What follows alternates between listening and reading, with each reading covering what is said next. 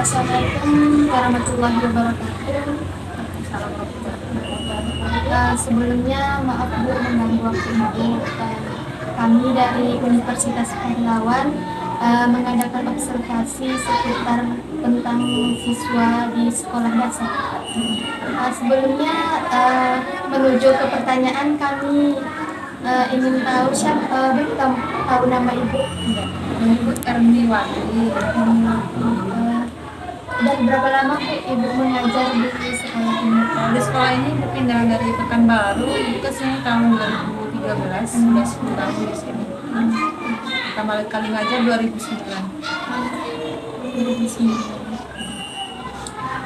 Selanjutnya tanpa panjang-panjang ya Bu, kami ingin bertanya bagaimana Bu menurut Ibu selama di sekolah ini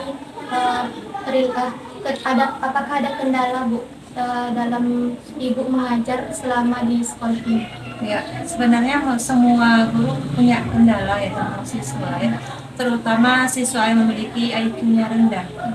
Untuk kita dari awal, dari kelas 1 harus kita benahi dulu siswa itu, dimulai dari pandai membaca, menghitung, sehingga nanti di kelas tingginya ya mudah. Itu yang sering kami alami di sini, membacanya yang nggak bisa, karena kan ada yang usianya untuk masuk TK nggak di TK kan, hanya di rumah orang tua yang ngajar.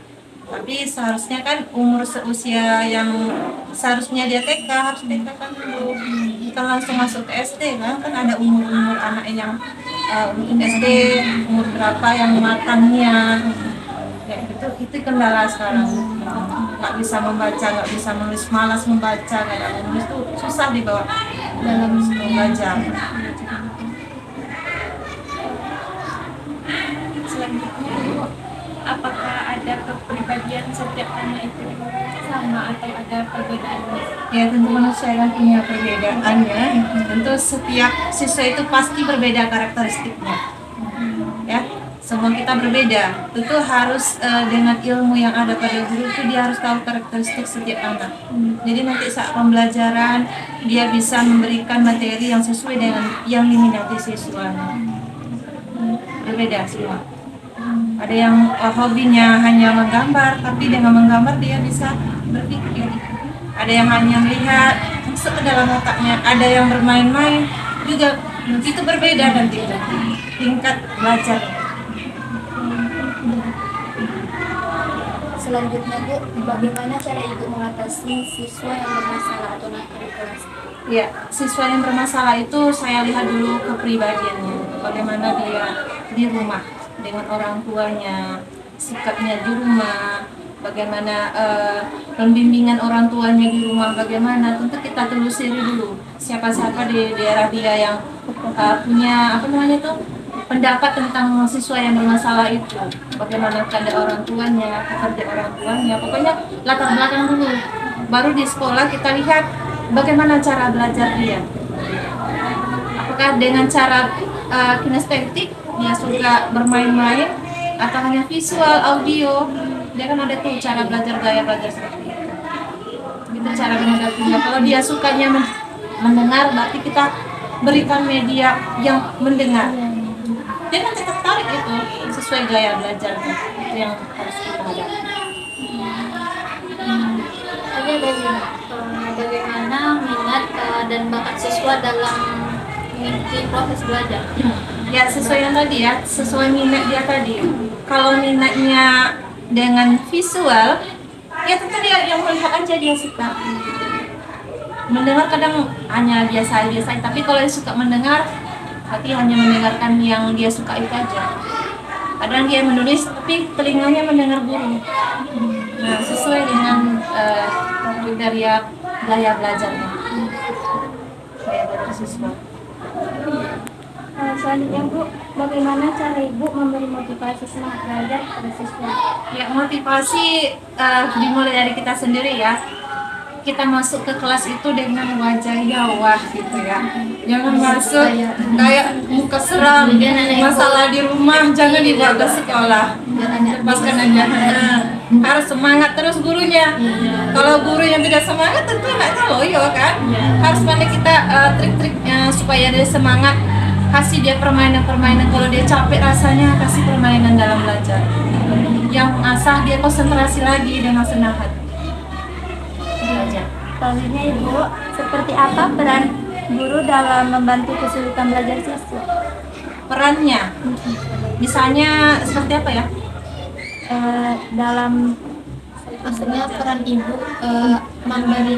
membantu kesulitan siswa Ya, bisa dalam dalam belajar ya.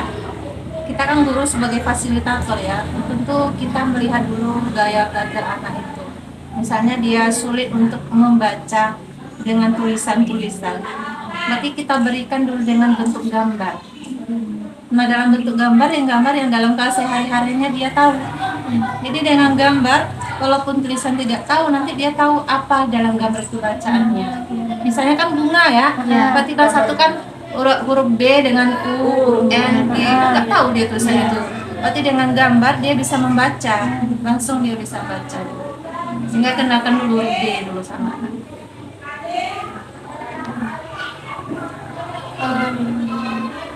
selama di sekolah ini Bu, apakah ada terjadi bullying atau kekerasan terhadap siswa-siswa dan teman-temannya? Insya Allah tidak ada ya. Karena kalau ada nanti di dalam kelas atau di luar kelas yang mengganjal nampaknya, untuk orang guru langsung diatasinya sehingga tidak bisa terjadi bullying. Karena setiap mau terima rapor, mau adakan pelajaran baru, kami sering menerapkan apa itu bullying, apa manfaatnya, ya kalau kita bullying apa sanksinya nanti. Kami sudah memampangkan itu ada di sana di spanduk itu, kalau anak-anak itu melakukan bullying akan didenda 75 juta atau penjara 3 tahun. Berarti udah ada ya Bu? Udah ada, jadi anak-anak itu takut ya mau bully apapun.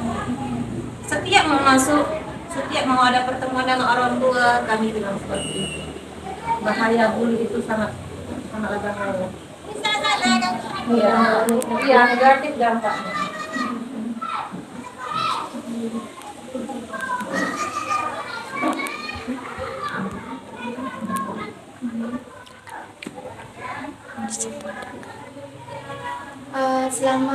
Apakah ada Bu di sekolah ini program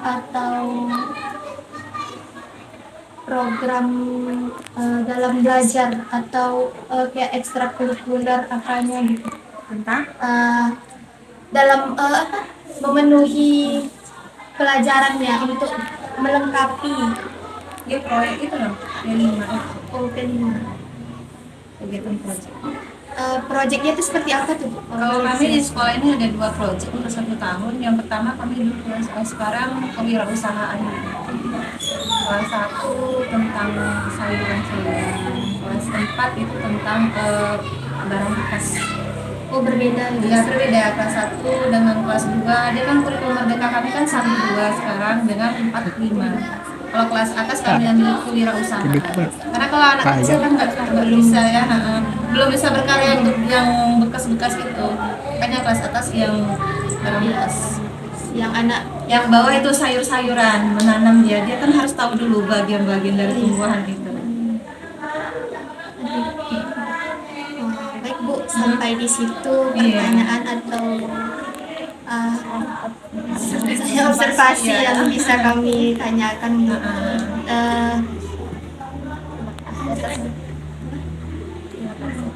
Terima kasih Terima kasih waktu Iya, sama-sama.